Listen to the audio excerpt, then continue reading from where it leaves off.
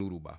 14 commissions à l'Assemblée nationale pour 165 députés. Seulement 8 pour la France et la Côte d'Ivoire qui sont respectivement 577 et 255 députés. Le regard de Doudou Wade, un ancien parlementaire. Nous avons 14 commissions, ailleurs vous avez 3 ou 4, ailleurs vous avez... Tout dépend de l'organisation et de l'efficacité que ton organisation met en place pour effectivement atteindre ses objectifs. Mais les 14 commissions au Sénégal, ça ne gêne pas. Même si, selon Abdelaziz Diop, ancien coordonnateur adjoint du Forum civil, il faut s'interroger sur ces différentes commissions. Je pense qu'il faudrait vraiment aller vers une rationalisation de ces différentes commissions. Et pourquoi pas les réduire? Parce que souvent, c'est des présidences de commissions qui sont réservées aux alliés, avec tous les avantages. Notre question qui s'est invitée, faut-il confier la commission des finances à l'opposition si l'on sait que c'est la première fois qu'un ancien ministre des Finances et même du budget se retrouve à l'Assemblée nationale? Abdelaziz Diop. Nous avons la chance dans cette Assemblée d'avoir des novices, mais aussi des expérimentés, d'anciens ministres, d'anciens députés. Pourquoi pas, comme la France, opérer des ruptures? La commission finance, nous avons l'ancien ministre des Finances, ancien Premier ministre et l'ancien ministre du budget. Pourquoi pas confier cette commission à ces différentes personnalités qui étaient dans l'exécutif et qui sont aujourd'hui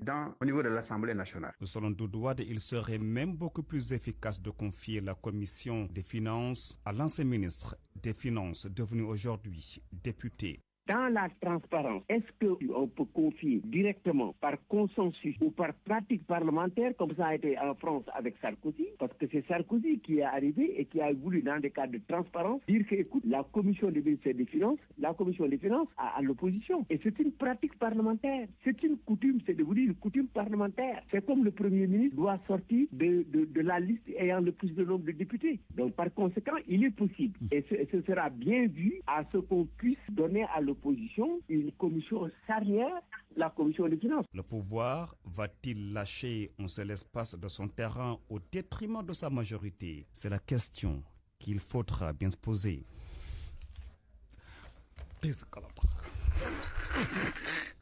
Seydou Nourouba, toutes nos excuses. Cette affaire, donc, cet enregistrement de Seydou Nourouba qui n'a pas été bien nettoyé, toutes nos excuses. Et puis, nous parlons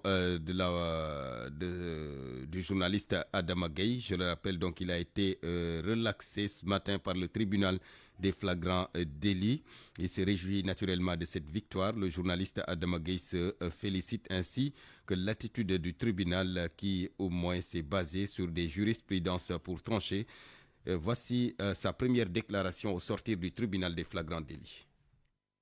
J'aurais souhaité ne pas m'exprimer à ce moment précis pour garder le silence, puisque le propos, la décision du tribunal suffit largement à mon bonheur. Cependant, oui, je me dois de m'exprimer, mais en commençant par dire Alhamdulillah, en ce jour saint de vendredi. Cette décision prise par le tribunal, qui me relate purement et simplement, n'est pas considérée comme un moment pour moi de triomphalisme ou d'arrogance quelconque. Au contraire, je l'accueille comme une décision de justice qui honore heureusement la justice sénégalaise. Je salue à travers cette décision aussi le peuple du Sénégal. Je rappelle que ce que j'ai dit, et je n'y reviens pas parce que je ne cherche pas à attiser le feu ni à alimenter la polémique, ce n'est pas quelque chose de nouveau. Dans l'histoire humaine, des êtres humains ont pris date avec l'histoire. Et l'un de mes avocats l'a dit la semaine dernière lors du procès après mon intervention, que si ceux qui avaient condamné Galilée savaient qu'il avait raison en disant que la Terre tournait, il ne l'aurait pas condamné pour revenir des siècles plus tard s'excuser. Je pense qu'il y a une jurisprudence que le tribunal de Dakar a pu mettre en place et donc pour toutes ces raisons, avec humilité, sans triomphalisme, je salue ce moment. La justice sénégalaise compte des acteurs de haute facture. Il y a une tradition qu'il fallait réhabiliter et cette justice sénégalaise aujourd'hui a retrouvé ses couleurs et je pense qu'elle va rester dans cette tendance-là. Le journaliste Adama Gueye, donc, qui a été relaxé ce matin par le tribunal des flagrants délits. Je rappelle qu'il était poursuivi pour le délit de diffusion de fausses nouvelles. Nous parlons à présent de cet accident de la route, une collision entre deux camions sur la Nationale 1 à la sortie de Koumpentoum. Le bilan fait état de 2 morts et de 3 blessés graves. Pape Ousseynou Diallo. Il s'agit d'une violente collision survenue à 5h40 du matin sur la route nationale numéro 1 à la sortie de Koumpentoum vers Malem Niani. Un véhicule frigorifique de marque Renault qui circulait sur la route précitée a eu un éclatement de pneu avant droite et est entré en collision avec un véhicule genre camion. Du fait de la violence du choc, le chauffeur du camion, identifié comme étant Adam Ndiaye, âgé de 35 ans, et un de ses apprentis sont morts sur le coup. L'apprenti, âgé de 13 ans, est resté coincé à l'intérieur du camion. Avisés, les éléments de la brigade territoriale de Koupentoum en compagnie des soldats du feu se sont aussitôt rendus sur les lieux. Une opération de désincarcération qui a duré 4 heures de temps a permis d'extraire l'apprenti. 3 blessés graves ont été également dénombrés. Il s'agit de Baïdjili Diop, Banda Sissé et Babacar Sall. Cet accident n'est pas un cas isolé. Au cours des dernières semaines, Koupentoum a été le théâtre de plusieurs drames routiers similaires. Les principales causes de ces accidents, selon les enquêtes préliminaires, incluent des défaillances mécaniques, l'excès de vitesse et l'état parfois précaire des infrastructures routières. Tambacounda, Pape Ousseynou Diallo, Radio Futur Média. Midi 12 minutes, je vous l'annonçais, un jeune Sénégalais, Amadou Wouri Diallo, qui voulait transiter par l'Algérie pour allier l'Europe. Il est décédé dans des conditions nébuleuses. Il aurait été projeté du 6e étage d'un immeuble. Sa famille soutient que le drame est survenu à la suite d'une altercation sur son lieu de travail.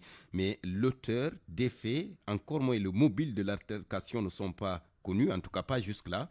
Et c'est pourquoi les parents de la victime exigent que la lumière soit faite sur cette affaire. Alpha Bachir Bari, un cousin d'Amadou Wouri Diallo, au téléphone avec Eladji Ndiogouyen. Lorsque nous avons envoyé la facture de rapatriement, facture pour le rapatriement, cette facture-là s'élève à 1 550 000. Et lorsque nous avions effectué une collecte de fonds et partagé la photo de Amadou Wouri dans les réseaux sociaux, d'autres personnes nous ont appelé pour nous dire que le gars là où il travaille, au niveau du chantier, il a eu, en tout cas c'est quelqu'un qui l'a poussé là-bas. Donc il a eu une altercation et c'est quelqu'un qui l'a poussé vers le balcon, c'est pourquoi il est décédé. Donc c'est à la suite d'une altercation avec une autre personne qui a été projetée. Qu'est-ce qui s'est passé entre eux? Non, réellement, on ne sait pas, mais c'est sûr et certain que c'est pas une mort naturelle. Donc, il a été projeté de vers l'immeuble à travers le balcon. Parce que lui, c'est là-bas qu'il passait la nuit. En bas, au niveau du rez-de-chaussée, c'est là-bas qu'il passait la nuit.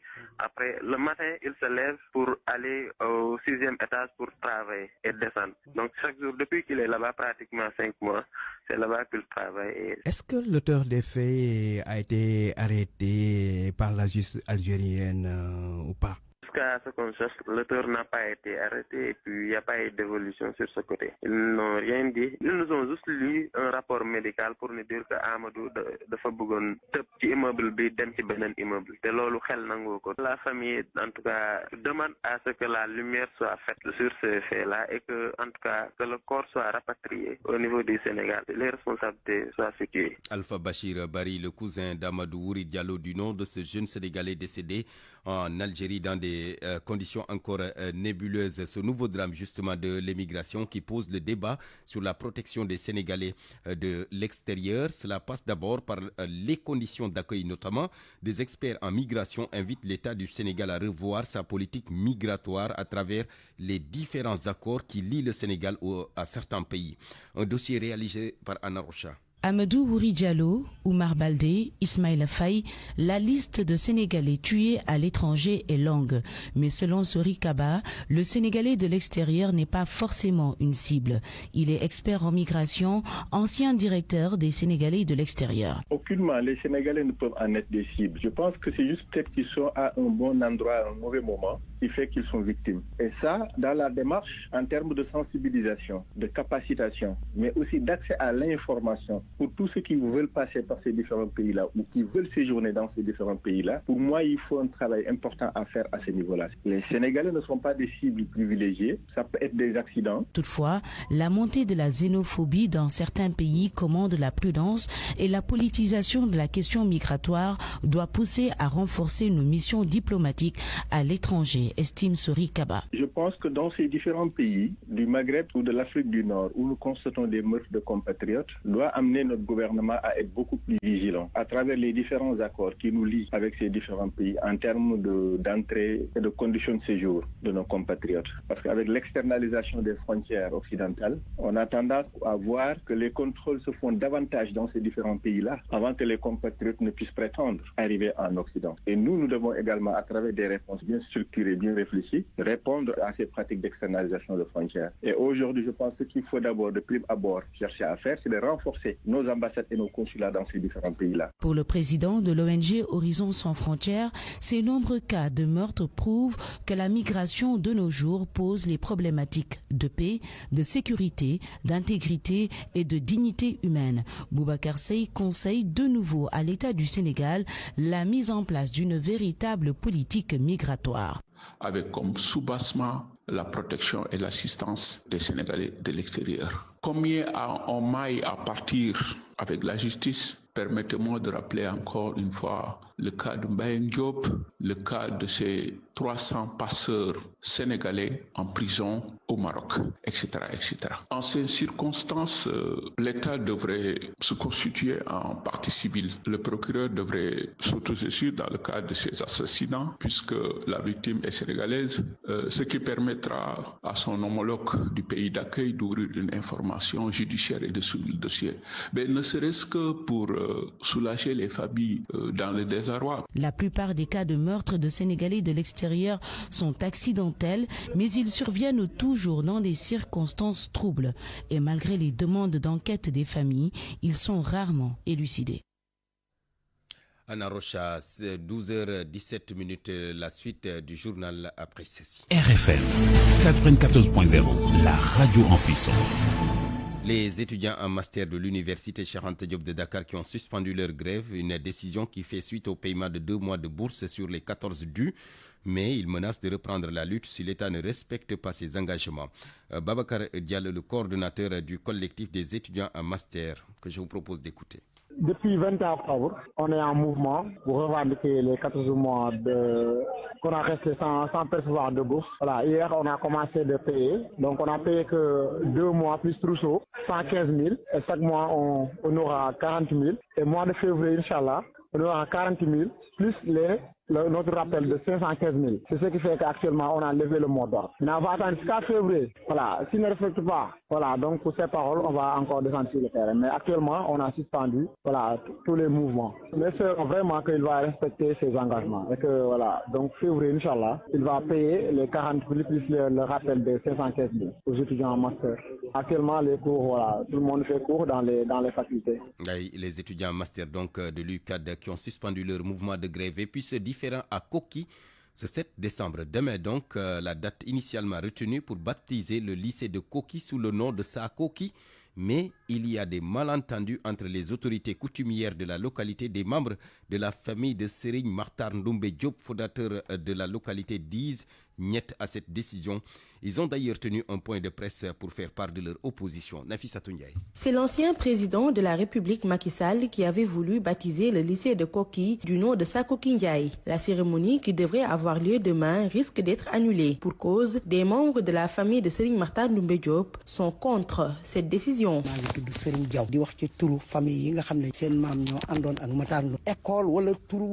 Nous devrions être informés de cette décision qui est prise de façon unilatérale. La famille de Matar Ndoumbe doit impérativement être au courant de tout ce qui se passe à Koki.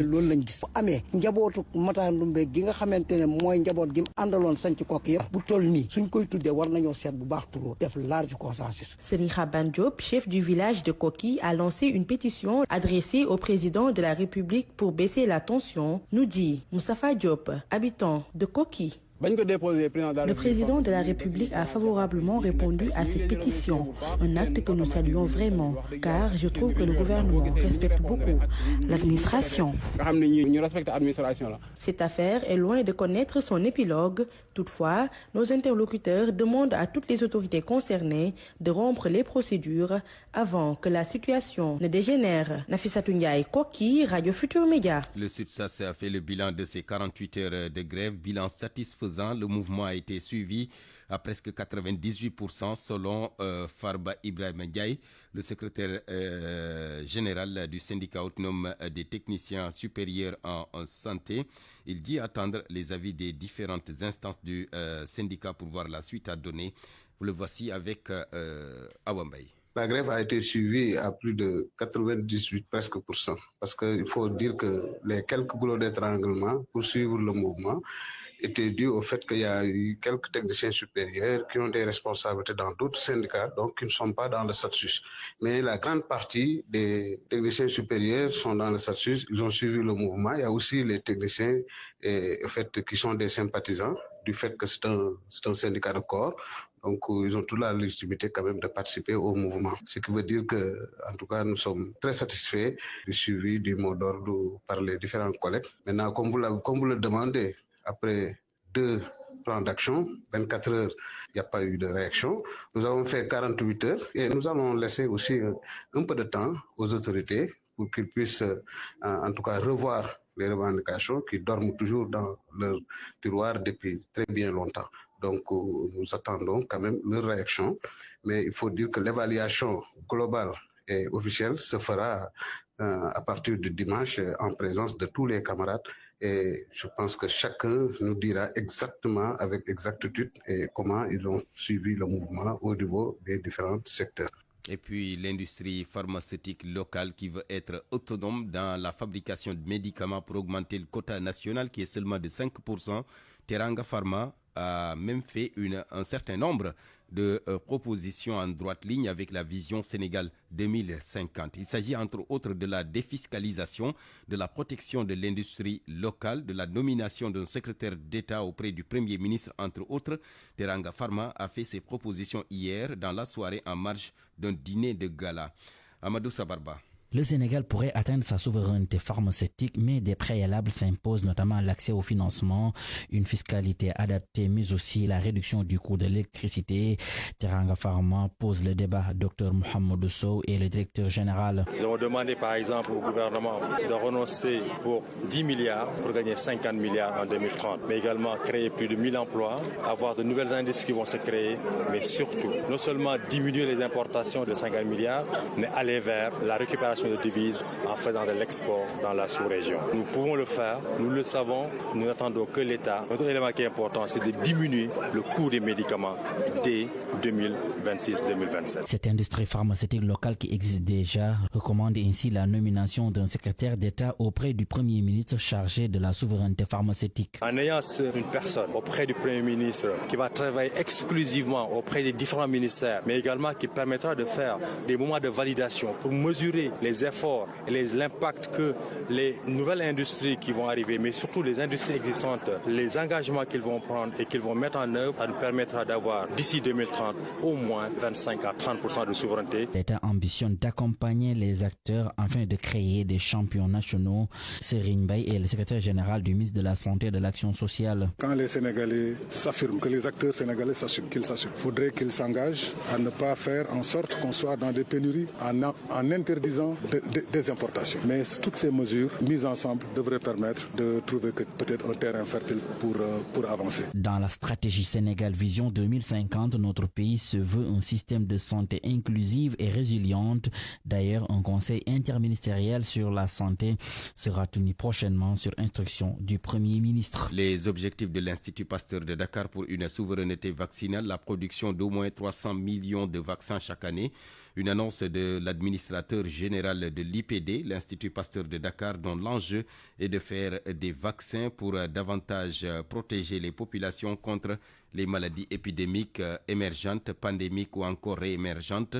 L'administrateur général de l'Institut Pasteur de Dakar, le docteur Amadou Alpha Sall, était l'invité d'RFM Matin ce vendredi. Nous allons développer une capacité pour faire plus de 300 millions de doses de vaccins par an. Et donc, dans cette souveraineté vaccinale, l'objectif sera de produire des vaccins qui sont dirigés contre notre programme élargi de vaccination, mais aussi pour anticiper sur les épidémies et enfin pour permettre des vaccins pour la pandémie. Au-delà de la production production, il y a toute la partie recherche, parce que le vaccin, il va falloir en développer, en produire. Et cette partie recherche va jouer un rôle important. Et enfin, la formation à ce métier du vaccin, qui va permettre à l'échelle peut-être d'une dizaine d'années que nous puissions produire un portefeuille de vaccins et avoir des compétences pour être complètement autonomes et dans le cadre des épidémies futures. Aujourd'hui, quels sont les chantiers les plus urgents de l'Institut Pasteur? Un des chantiers importants, bien évidemment, le programme au niveau d'un vaccinopole au niveau de Diamniadio. Ce programme est très avancé. Nous nous sommes inscrits dans le diagnostic puisque nous allons inaugurer une nouvelle usine dès le 12 prochain. Dans ce sens, dans le domaine de la formation, nous avons créé un centre qu'on a appelé Centre africain de résilience aux épidémies, dédié essentiellement à la formation, à tous les métiers qui sont importants maintenant pour le futur, comme la production de vaccins, les épidémies. Troisième projet qui est important en matière d'épidémie, nous voulons mettre en place au Sénégal et en Afrique de l'Ouest le meilleur système de surveillance qui va permettre de détecter les épidémies dans un délai très court. Enfin, le dernier domaine dans la recherche, nous avons des programmes ambitieux pour comprendre les nouveaux aspects de la recherche qui sont à la frontière entre les mathématiques et la génétique, entre les nouvelles méthodologies telles que la nanotechnologie et aussi s'intéresser au domaine comme l'entomologie.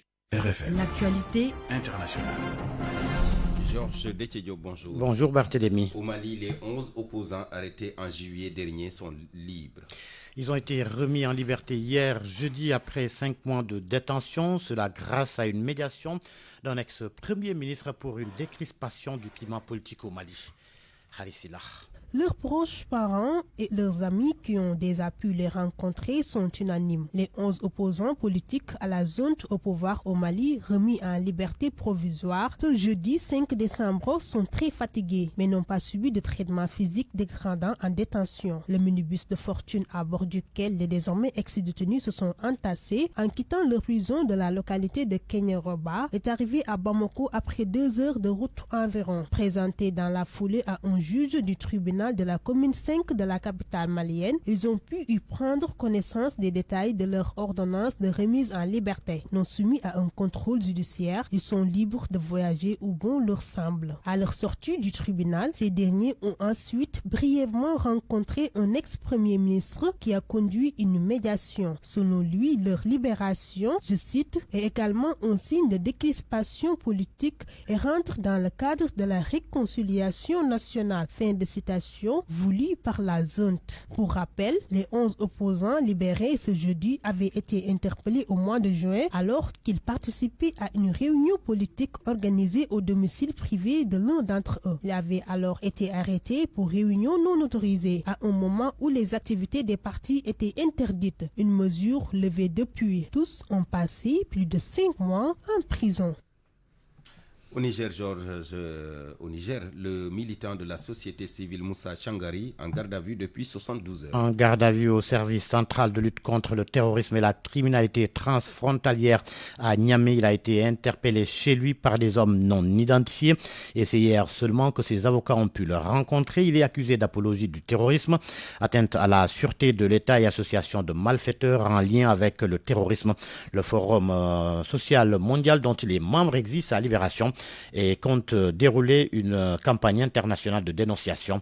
Mahmoud Mignan Diouf, président du Forum social sénégalais. Il a été kidnappé en fait, il n'a pas été arrêté. Moussa est descendu de voiture de voyage et s'apprêtait à rentrer dans sa maison avec sa valise. Et c'est en ce moment donc que des hommes un peu cagoulés sont apparus et ont pris la valise entre ses mains, son sac d'ordinateur, son téléphone, l'ont encagoulé d'une bâche sur sa tête et l'ont mis dans une voiture, une destination inconnue. Pendant donc 2 jours, on cherchait où était Moussa et personne ne pouvait nous dire. Il a donc fallu que les avocats se mobilisent pour aller vers qui de droit et dire mais attendez, nous avons quelqu'un qui est notre client habituel et qui a été enlevé depuis 2 jours, on ne sait pas où est-ce qu'il est. C'est donc comme ça que hier vers 16h, les avocats ont pu le localiser et ils l'ont trouvé dans les locaux de ce qu'on appelle la structure de la lutte contre les terroristes. Et les avocats ont posé la question, mais qu'est-ce qu'on reproche à quelqu'un comme Moussa? Ils ont dit que Moussa, dans son voyage récent où il était au Nigeria vers la CEDEAO, il aurait fait l'apologie du terrorisme. Traoré. Je crois que même si c'était cela, on pouvait attendre que Moussa déballe sa valise et qu'on lui donne une convocation pour qu'il vienne répondre, parce que c'est évident que Moussa, un acteur de la société civile et du mouvement altermondialiste du monde, il ne va pas fuir. Et donc depuis hier soir, nous sommes en train de nous mobiliser au niveau mondial pour lancer une campagne de dénonciation contre la junte militaire du Niger qui depuis quelques mois ne veut plus entendre quelqu'un prononcer un seul mot qui va dans le sens de critiquer certains dérapages et certaines dérives liées au manque de démocratie, de tolérance et de respect des droits humains. En Éthiopie, Georges, l'ancien ministre Taï Dendeya a été enlevé à sa sortie de prison. Selon son épouse, des hommes armés portant des cagoules l'ont intercepté mercredi alors qu'il était censé être libéré. Son lieu de détention n'est pas connu et le gouvernement éthiopien n'a pas encore commenté l'incident. L'arrestation de Taï Dendeya en décembre 2023 fait suite à des critiques à l'endroit du premier ministre éthiopien. Il avait décrit Abiy Ahmed comme un homme impitoyable qui joue avec le sang des innocents. Mercredi, la Cour fédérale l'a libéré sous caution de 20 000 sbires éthiopiens.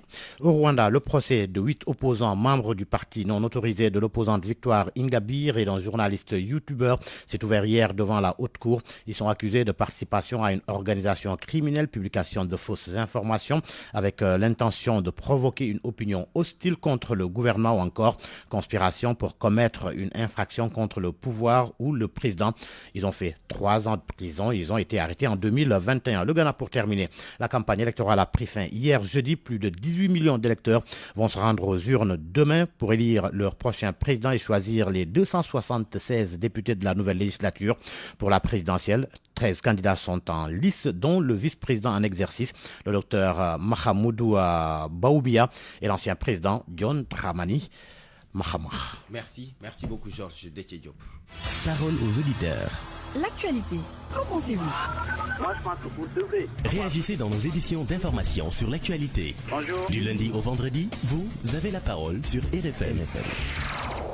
Démarrage timide de la campagne de commercialisation de l'arachide. Comment relancer la machine pour une campagne réussie? On en parle tout à l'heure d'un point de vue avec nos deux intervenants. Nous serons avec Thierno Dieng, président de l'Alliance nationale pour le développement rural, et Youssouf Diallo, expert en agriculture, ancien président du conseil d'administration de la Sénélec. RFM Sport. Diane Junior, bonjour. Bonjour Barthélémy. Début des championnats d'Afrique des clubs, la JA sera bien en lice. La Jeanne d'Arc de Dakar appelée au pied levé pour remplacer l'équipe nigérienne qui a été déclarée forfait va devoir mettre en place une équipe compétitive pour défendre les couleurs du Sénégal à côté de l'équipe de l'AS Ville de Dakar. À quelle équipe de la Jeanne d'Arc de Dakar doit-on s'attendre demain pour son premier match au stadium Marius Ndiaye? Abou Sey, journaliste spécialisé en basket, a tenté de répondre à cette question. C'est un peu difficile de répondre à cette question en ce moment puisqu'on ne sait pas dans quel état se trouve la Jeanne d'Arc. Est-ce que l'équipe avait déjà démarré son stage de pré-saison pour le démarrage du championnat à la fin du mois? Donc ce fut vraiment une surprise de voir la Jeanne d'Arc venir après le forfait des Customs du Nigeria. Maintenant, reste à voir si le staff technique et les dirigeants de l'équipe auront le temps de mettre sur place un groupe pour venir faire face à cette compétition. Si on sait que déjà c'est une compétition assez relevée et que la Jeanne d'Arc a été appelée à la dernière heure, on peut dire, puisque à 48 heures du démarrage du tournoi, on les intègre pour compléter les groupes. Maintenant, on a vu que aussi la Jeanne d'Arc avait perdu certaines joueuses. Il y en a 2 qui sont partis rejoindre la CNSS de la RDC qui est à Dakar pour cette compétition. Il y a l'intérieur malienne Kadija Maïga qui avait rejoint l'ASC Ville de Dakar. Maintenant, quel groupe la Jeanne d'Arc va mettre sur place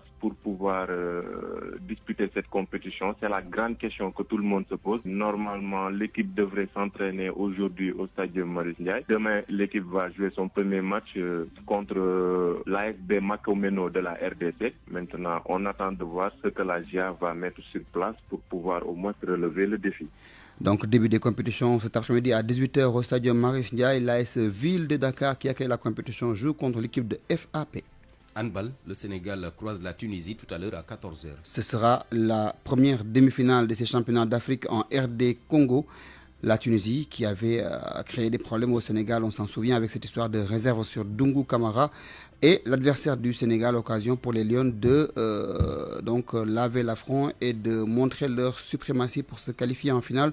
En battant ces Tunisiennes, à 17h, l'équipe angolaise fera face à l'Égypte. Et du football pour terminer, madame. Avec la 7e journée de Ligue 1 sénégalaise, donc demain samedi, Walidan contre Tenguet FC, Wakam joue contre l'équipe de la Linguère de Saint-Louis, Oslo Casasport, Guédiawaye reçoit Agel de Rufisque, Gorée, leader, joue contre l'AS Pikine, HLM Dakar contre Génération Foot, Sonacos fera face à Dakar Sacré-Cœur, Diamono Fatick défiera l'équipe du Djaraf de Dakar, match qui a été remis à une date ultérieure pour cause. Le Djaraf joue dimanche prochain au stade Maître Abdoulaye Wade pour la deuxième journée de la Coupe CAF au niveau de la phase de poule. Les Verts et Blancs de la Médina vont affronter l'USM Alger au moment où l'équipe de Orapa fera face à l'ASEC Mimosa. Merci beaucoup Malal Diagne Junior. RFM, la radio de toute l'actualité. Et je vous l'annonçais en titre, cette visite du président Bassirou Diomaye Faye aux Émirats Arabes Unis.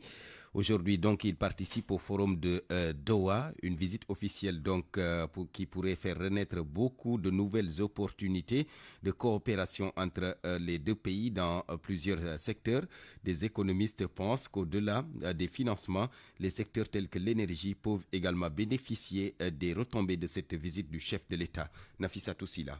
Des relations économiques qui existent déjà entre le Sénégal et les Émirats Arabes Unis, mais aussi des opportunités financières déjà saisies. Mais sous l'ère pétrole et gaz, le Sénégal doit choisir l'expertise. C'est ce que pense l'économiste, le professeur Amat Ndiaye. Ah oui, il peut nous apporter de l'expertise en matière dans le secteur énergétique, au niveau aussi portuaire, au niveau aussi des finances. Il y a beaucoup de choses qu'il peut nous apporter. Donc voilà, le fait d'entrer d'être en collaboration avec les Émirats, il y a beaucoup d'opportunités qui s'offrent et dans tous les domaines. Le transport aérien n'est pas à occulter et le nouveau régime doit y penser très profondément. Les Émirats aussi, on sait que c'est un pays qui est en train de percer au niveau du transport aérien.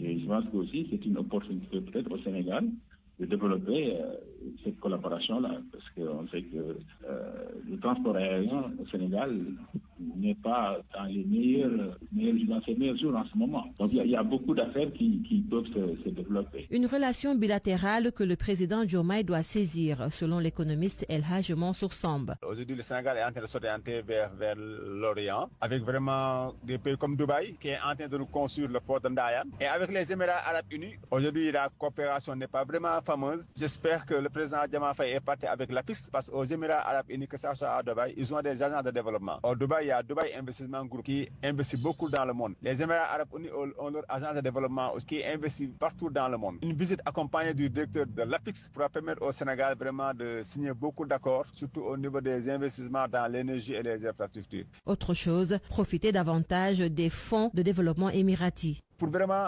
investir au Sénégal. Et le président, je pense que dans sa délégation, il a bien réfléchi dans sa délégation avant de partir. Ils ont vraiment amené l'APIX, la CEPEX et toutes ces agences pour essayer de préparer le terrain et aller attaquer les agences émiraties qui peuvent cibler des investissements. Ou bien autre chose aussi, ça peut être au nouveau départ pour vraiment créer une vraie coopération comme l'a fait la France, l'Union européenne ou bien l'Arabie saoudite. Cependant, la balance commerciale entre les deux pays semble déficitaire selon l'ANSD. Constat pour les 9 derniers mois, une valeur de 318 milliards de francs CFA est importée depuis les Émirats Arabes Unis contre 40 milliards 666 millions de produits exportés depuis le Sénégal. RFM, la presse du jour. Depuis le 1er octobre 2024, seuls les stickers Rapido sont désormais disponibles dans les espaces clients Rapido de Cambérène, Thiaroye et Toubou. Fiable et gratuit, il vous permet de passer plus vite en voie automatique. Optez dès maintenant pour les stickers Rapido et bénéficiez d'une expérience client en tout confort et rapide à chaque passage dans nos voies automatiques. Le stickers Rapido, la solution pour gagner du temps. Autoroute de l'avenir et ses stickers Rapido vous offrent votre revue de presse. Bonjour Mohamed Ali Mouba. Bonjour. À la une, Barthélémy Diaz dans le collimateur du régime en place. À peine installé que l'Assemblée nationale, ou plus exactement la majorité mécanique des PASTEF, se penche sur le cas Barthélémy Diaz. Objectif, le révoquer de son mandat de député. Le journal Les Échos relève que c'est le ministre de la Justice en personne qui en a fait la demande hier à l'Assemblée.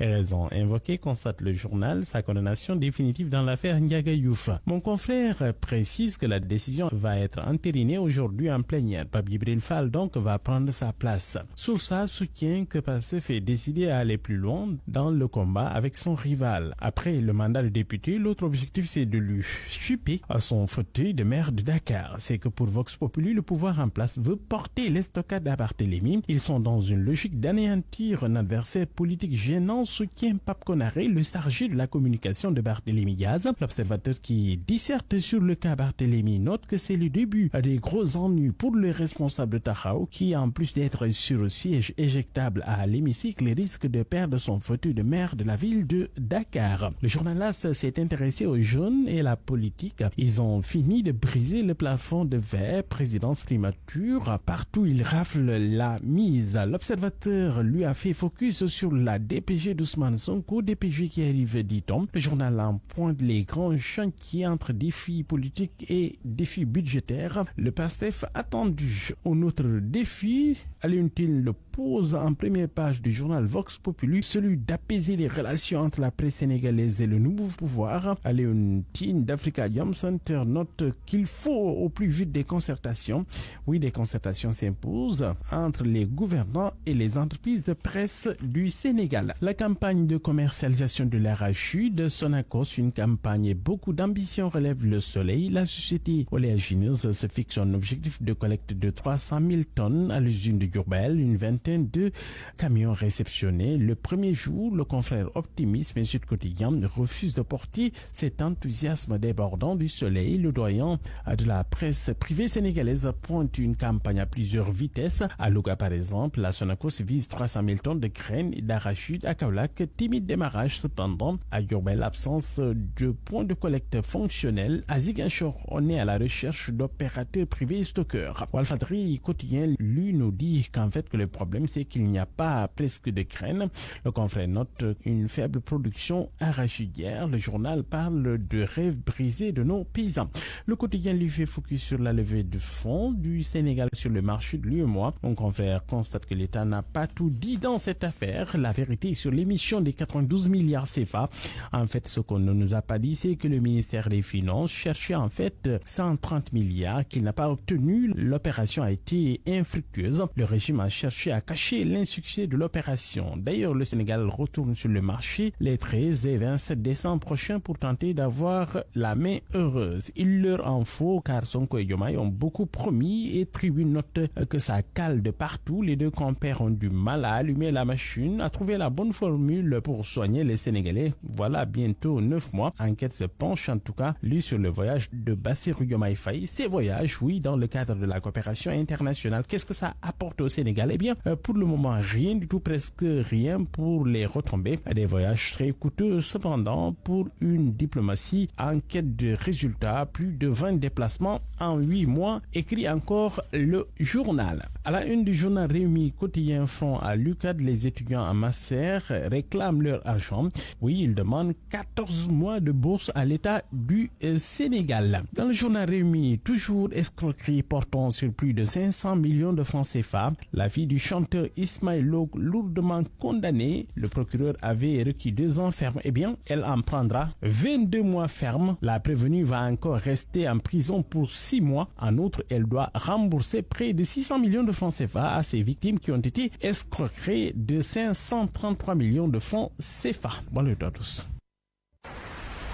Depuis le 1er octobre 2024, seuls les stickers Rapido sont désormais disponibles dans les espaces clients Rapido de Cambérène, Thiaroye et Toubou. Fiable et gratuit, ils vous permettent de passer plus vite en voie automatique.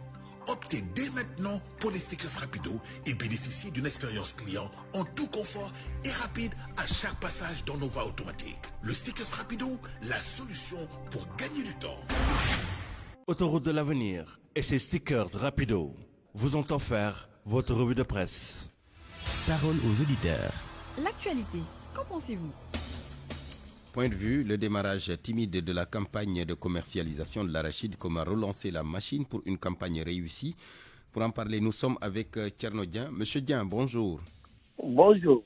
Vous êtes le président de l'Alliance nationale pour le développement rural. Notre deuxième intervenant, Youssouf Diallo. Monsieur Diallo, bonjour. Bonjour Barthélémy. Merci, expert en agriculture, ancien président du conseil d'administration de la Sénélec. Je donne d'abord, si vous permettez, Monsieur Diallo, la parole à Thierno Dieng, le président de l'Alliance nationale pour le développement du monde rural. Monsieur Dieng, la campagne ou les opérations de la campagne de commercialisation de l'arachide ont été officiellement lancées hier, 5 décembre. Mais sur le terrain, on constate un démarrage très timide. Beaucoup de points de collecte ne sont pas fonctionnels. Les paysans remettent encore en question le prix de 305 francs retenu, le prix plancher bien sûr. S'y ajoutent maintenant les opérateurs économiques qui, semble-t-il, ont jusque-là déserté le terrain. Voilà, merci Barthélémy. Je pense que nous sommes ici au niveau du monde rural. Ce que nous avons constaté ici à Louga et dans d'autres zones comme Kaolack, Diourbel, la campagne démarre mais timidement.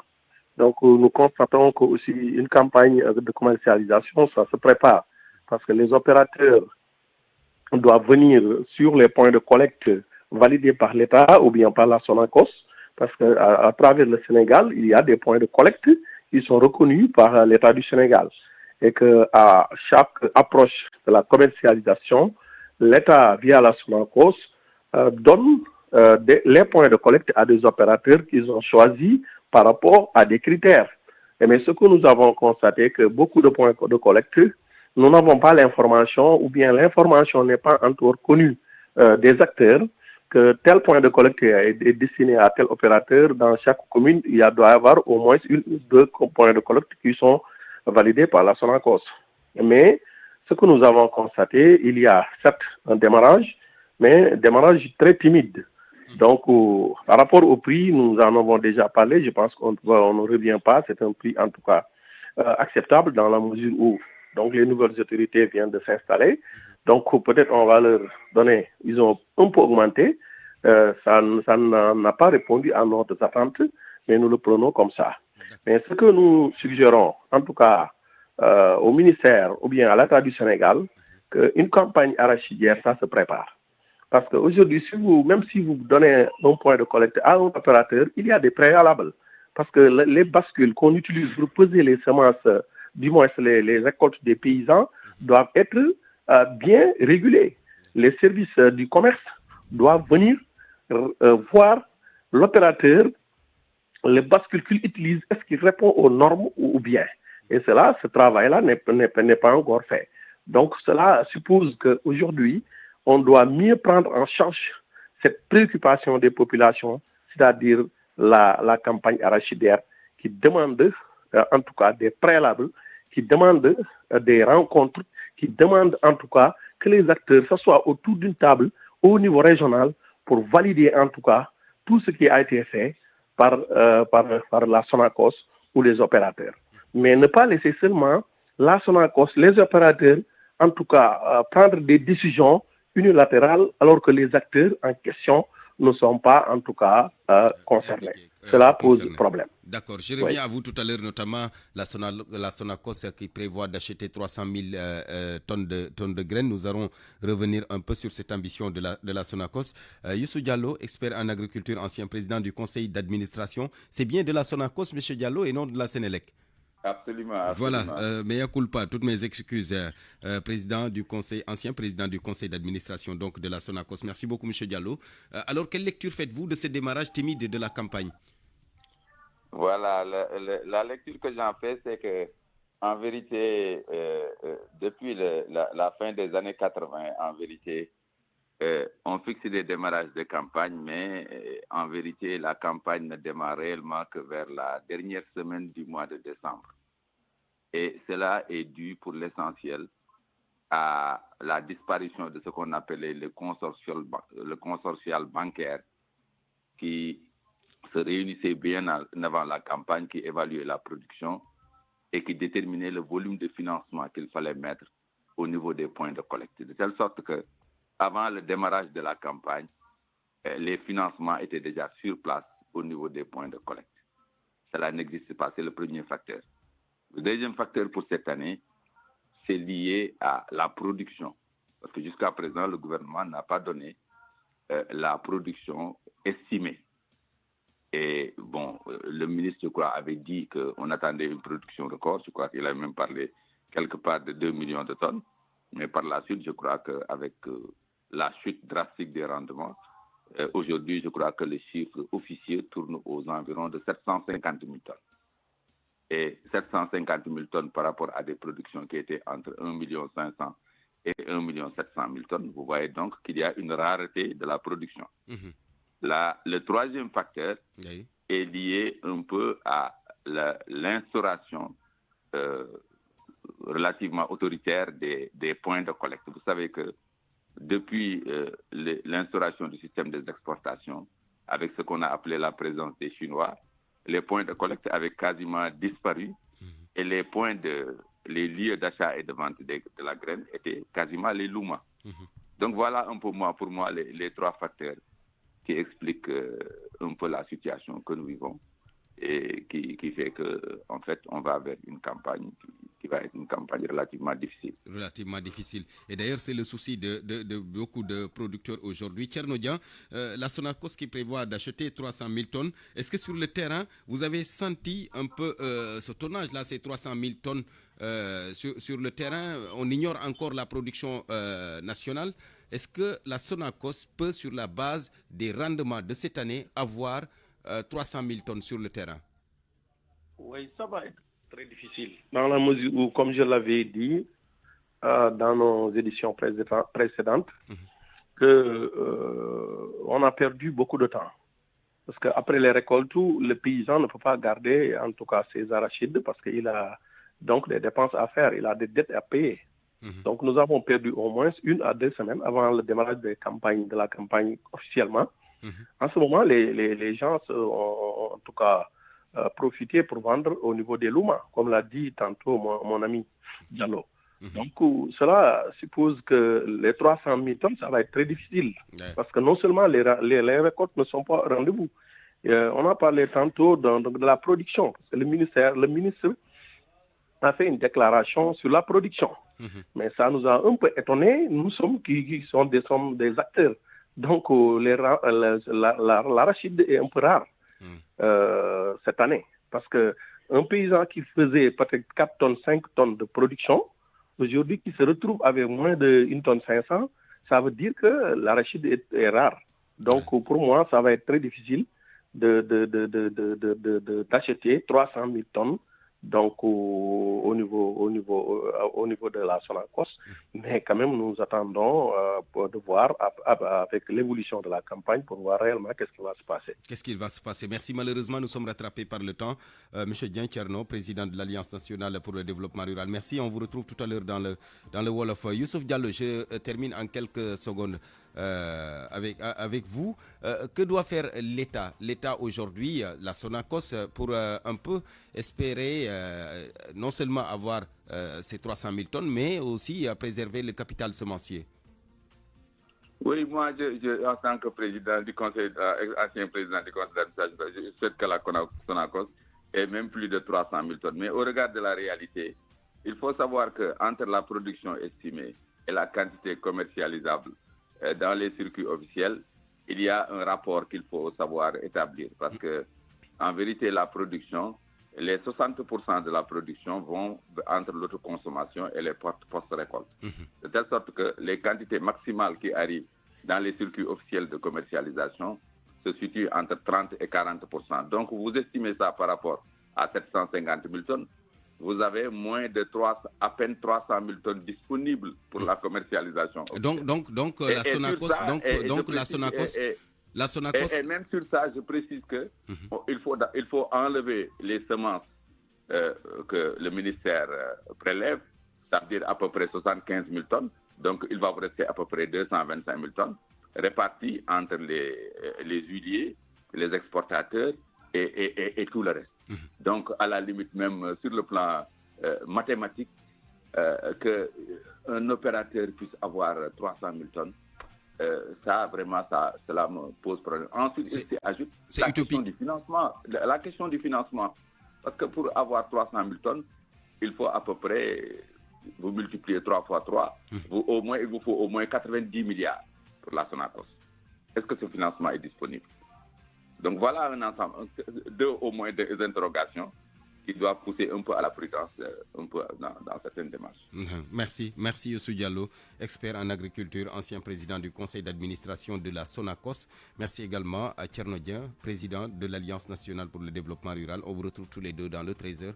qui vous sera présenté par Eladji Ndiogou Diène. Mesdames, Messieurs, merci à vous. C'était le midi, présenté par Barthélémy Ngom, mise en onde Aliba. Réalisation Eladji Ndiogou, il sera là dans moins de 5 minutes. Chef d'édition Awambaye. Bonne suite de programme sur la RFM.